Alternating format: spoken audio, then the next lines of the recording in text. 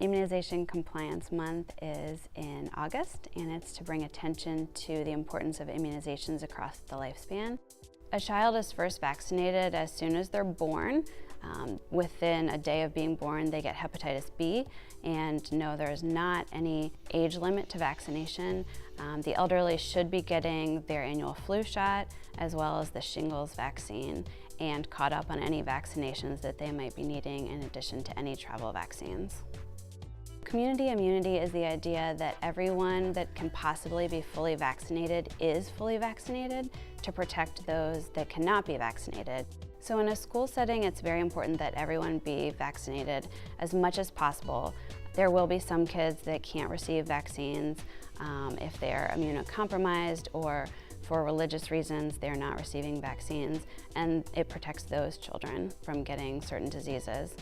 You can get school vaccines or any vaccines at your health department, at your pediatrician, your primary care physician.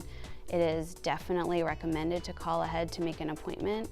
The health department has 5 district offices.